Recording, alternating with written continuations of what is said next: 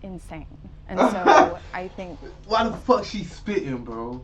She spitting, bro. the amount of Fuck, bro. She spitting, bro. paranoia and anxiety that came from the fact that you cannot control anybody else's behavior but your own was insane. And so I think coming to terms with accepting the realization that what is inside of my control and what is outside of my control was liberating.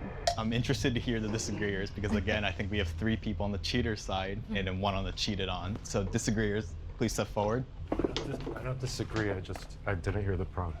So. I actually, yeah, I think I honestly. I mean, everything everybody said sounds great on a Christmas card, I guess. Like, if I'm being honest, because at the end of the day, I think, I don't say that disrespectfully, I mean, at the end of the day, we all still are human beings, right? And we go off experience, okay? For instance, in my situation, I was married, but at the time, I didn't know how many times prior to that she cheated, right? So again, when you meet somebody, you don't straight away know off the bat, oh, they've been cheating. As you go along and as you go through the situation, you start to go back to this conversations and stories you've had, and it's like, oh, that was the behavior that was always there, you just didn't know it, right? Would you take a banker who's stolen money in the past? You kind of gonna be like, I don't think I'm gonna do that. Like, so I think it's situational and how you meet the person and how you grow. Like, even when you said, you had your affair and now you're married with 10 years with 3 kids, it grew into something, but you started off with paranoia, but right. It grew into something real, right? So I think it's, again, very situational. I mean, it was even real in the affair, okay? So like, I kind of want to get ahead of the narrative that like, people fall in love when they cheat because it's a fantasy. And I think if it were a fantasy, it wouldn't hurt so bad, right? So I really like to keep it in the reality sector just because I think it invalidates the experience. And what you just shared actually hits on the fact that your ex-wife, your ex-wife had serial cheating. And I am of the belief that serial cheating exists if you don't understand why you do it. So if we do not actually do the deep dive and understanding why we behave the way that we behave, we'll never be able to correct. So from the beginning, she was deceitful with you, right? Like, I think that if I get the opportunity in the future to go into another relationship, which it's already disclosed on the internet, so whatever, but I'm going to be upfront, you know? Like, I have a history of deceiving people I love, and I am capable of it. I'm curious, do any of you guys have kids? We do. Yes, we do. And I think that brings up a whole nother dynamic for me when I went through mine, because Yes, we do. and I think that brings up a whole nother dynamic for me when I went through mine, because I had kids involved, and that was kind of like, and you know, it's like, not saying that's worse or better, because cheating is cheating regardless. But again, being real and being a human being, you're gonna react a different way because you've got kids involved. So I'm gonna. Do you think you're gonna be a lot more, you know, when you go and date again, would you be a lot more stringent on your requirements than now that you do have your own kids? I think that's just a natural thing. Not saying that's justifiable, but like, you're gonna have standards. You've been through one thing, there's certain things that you're gonna not tolerate. The whole dating thing is kind of put on hold because my focus is on kids, especially in a society that downplays fathers in their kids' lives. And because I came from a 2-parent household, I'm very like, I'm going to be there for my kids no matter what. Like, even right now, if they're called right now, I'll be out of here. I want to hear more from the disagreeers. Is that like a requirement now that if they were a cheater in the past, you won't even consider dating them, or is it case by case? It's interesting. For me, I think it is case by case. The main reason for me disagreeing with this prompt is because it's about the serial cheating thing. Like, the person who physically cheated on me was a serial cheater before me, and has continued to be like since our breakup. And I would never, ever, ever touch that with a 10-foot pole again. I was a serial cheater. How'd you change? Well, here's the thing. Yeah, I'll get to that. I'm the only child of a single mom, so there was no father at home. There was no example of what a healthy relationship is in terms of a man and a woman. So, and I grew up with a lot of female energy, so I had aunts and grandmothers and stuff who were all raising me. So I had a very emotional aspect to my being, and so because of that I craved female attention, and so whenever females would give me attention, it was just like, oh, if they wanted to do whatever, I was on board. I'm like, let's go, you know, it's life, and this is great. And then after starting to mature and grow up a little bit, I'm like, this doesn't feel good. This doesn't feel like the right thing to do, you know. I can't even explain it. It just kind of descended into my being, and I was like, this is not you. You're not this person. And that's where I found one sense of my character and integrity about myself. I am also a serial cheater, and my partner was a serial cheater as well. And we were very honest with each other in the beginning. As soon as it was serious, you know, hey, I have this history. Oh, me too. And he was able to communicate to me, this is why I made these horrible choices. So I am confident that he wouldn't make those choices again. For those who have been serial cheaters and now found themselves or gone through and understand, I guess what would you say to the people who have been... Chevy is called the heartbeat of America. Like the people who keep this country moving. For them, only America's most dependable truck will do. In every Chevy truck, serial cheating on them? Because it's interesting, like, you guys have gone through something and you've figured stuff out, and you always hear those people who are like, why am I always finding that guy or that girl, and they're always cheating on me? Like, how, what do you say to them? I'm speaking from experience, not with cheating, but with other things, that sometimes when someone has trauma from a relationship, that you enter your next relationship thinking, oh, this person's gonna save me. This is gonna be the person who fixes my trauma.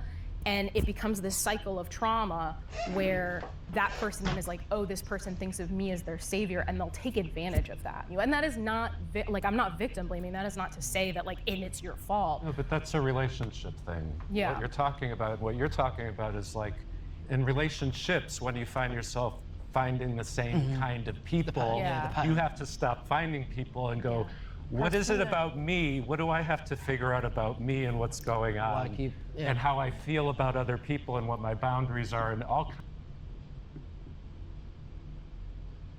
I'm kind of done with this shit. We playing a game, y'all boys. Doo-doo. Boo, boo, boo, boo, boo. Let's see. Are we in there?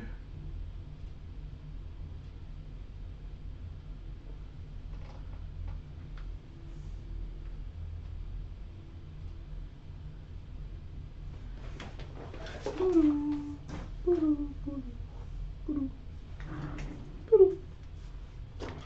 right here.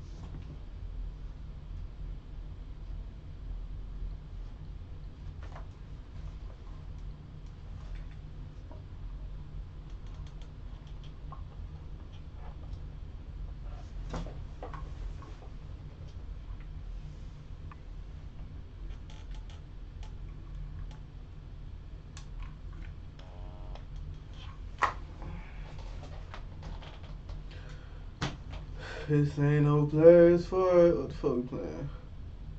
Dead by Daylight. Right? Hold on.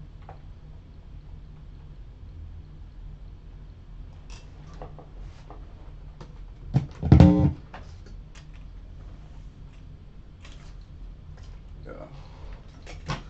Now we talking. Let's start this shit up. Let's crank this shit up. Crank this shit up.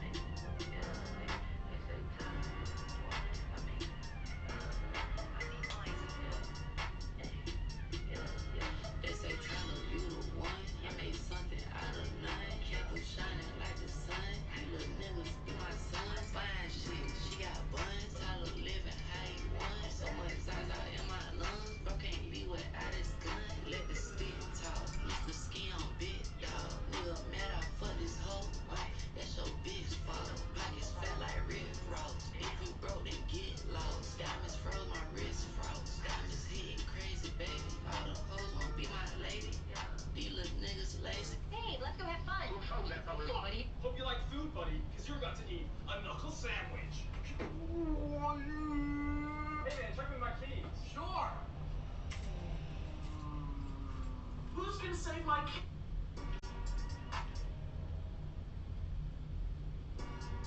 All right. You need to definitely make that right with Kai. Oh, for sure.